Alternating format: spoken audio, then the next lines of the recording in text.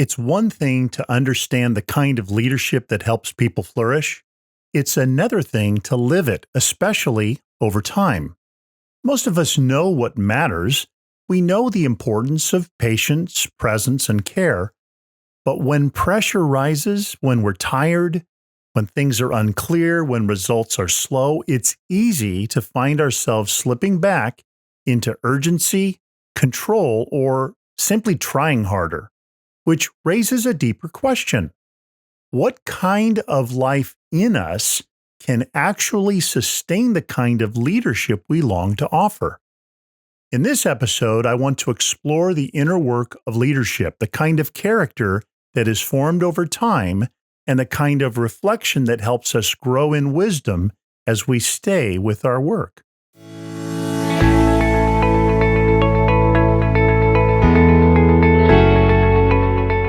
Hello, friends. I'm Alan Fadling, and you're listening to the Unhurried Living Podcast, where we inspire you to rest deeper, live fuller, and lead better. Before we begin, if you find this podcast helpful, I'd encourage you to subscribe wherever you happen to listen. It's a simple way to help these conversations reach other leaders like you.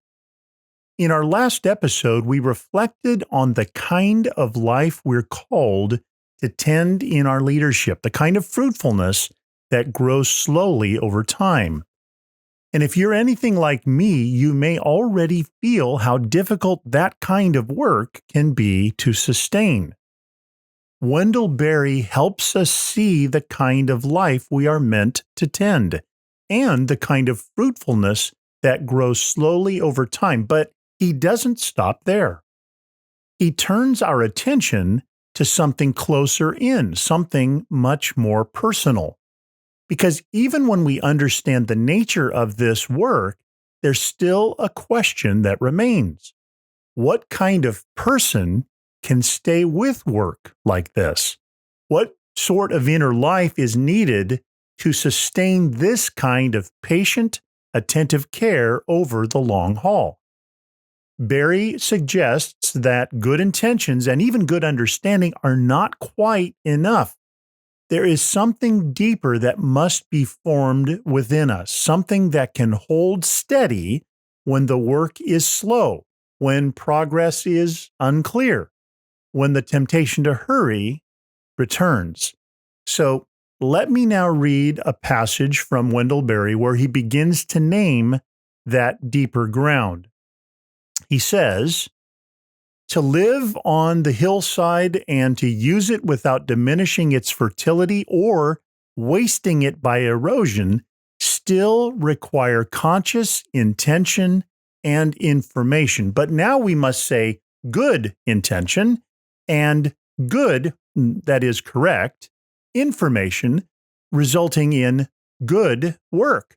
And to these, we must now add character, the sort of knowledge that might properly be called familiarity, and the affections and habits and values and virtues, conscious and unconscious, that would preserve good care and good work through hard times. Now, Wendell Berry in our last monologue invited us to tend the kind of life that grows slowly over time. This passage brings that same question a bit closer to home. Because if this is the kind of work we are given, the work of cultivating life, caring for souls, of stewarding something that cannot be rushed, well, then the question becomes this: who do I need to become to do this kind of work well? Berry adds another layer here that invites reflection. It's not enough to mean well, nor is it enough to know the right things to do. Good work, he says, flows from good intention and correct understanding, but it doesn't end there. It must be carried by something deeper, and he calls this character. He describes it as a kind of knowing that grows into familiarity, and a way of being shaped by affections and habits that can endure strain. It's a kind of quiet resiliency. I notice how easily I can rely on intention and insight. I can want what is good, I can even learn what is wise. But in moments of pressure, fatigue, conflict, disappointment, those alone do not always hold. They're not enough. Something more settled is needed, something that has been formed slowly enough to remain when my conditions are not ideal, something like good character. Now, Berry's word for this is familiarity, and it lingers with me. This is the knowledge that comes from staying, from walking the same ground long enough that it is no longer an object to be managed, but a place to which I belong. In leadership, this feels like knowing people and places from the inside rather than just from a distance. Not just strategies applied, but lives shared. Not just outcomes pursued, but relationships in which I find myself at home. And then there are the quieter forces he names: affections, habits, values, virtues. These form the inner architecture of our lives. And again, these are not built quickly, nor are they easily improvised when needed in a moment. They are cultivated over time, often unnoticed, until they become the very way we respond when we are tired or tested. They run much deeper than managing appearances in the moment. Maybe this is what sustains the kind of fertility we spoke of earlier. Not just resolve, but a life that has been shaped to love what is good and to return to it almost instinctively, even under strain. It makes me wonder what in me has been formed deeply enough to last. And it invites me again into a slower work, not just of doing what is right, but of becoming the kind of person for whom good work can endure. So, what might this look like in practice? Well, first, practice small faithfulnesses when no one else is watching. Character is rarely formed in visible moments. It grows in the ordinary and often unseen choices we make each day. Telling the truth when it would be much easier to soften it, or keeping a commitment when it would be convenient to let it slide, or responding with patience when irritation rises. These are small things, but over time, they become the grain of our lives. And when pressure comes, we tend to act according to that grain. Now, second, let your reactions become your teachers. Moments of fatigue or conflict or disappointment have a way of revealing what has actually been formed in us. And instead of resisting or explaining those reactions away, that's not really me, Instead, we can learn from those reactions. What just surfaced in me in that moment of conflict or tension or stress? What does that say about what I love and what I fear or what I trust? That kind of honest noticing brought gently before God becomes one of the ways that character is deepened. And again, not quickly, but profoundly and genuinely. And over time, these small, steady practices begin to root something deeper in us, a kind of life that can stay with the work long enough to be shaped by it. Berry's final reflection helps us see what happens when we do just that. Let me read another passage from Wendell Berry. He says, "Correct discipline and enough time are inseparable notions. Correct discipline cannot be hurried, for it is both the knowledge of what ought to be done and the willingness to do it, all of it properly. The good worker will not suppose that good work can be made properly answerable to haste, urgency, or even emergency, but the good worker knows too that after it is done, work requires yet more time to prove its work. One must stay to experience and study and understand the consequences, must understand them by living with them, and then correct them, if necessary, by longer living and more work. Now, there's a lot in what Berry says here, but his words have a way of slowing me down. He's speaking in part about the power of reflection, the power of looking back, of staying with what has been done long enough to understand it and its results.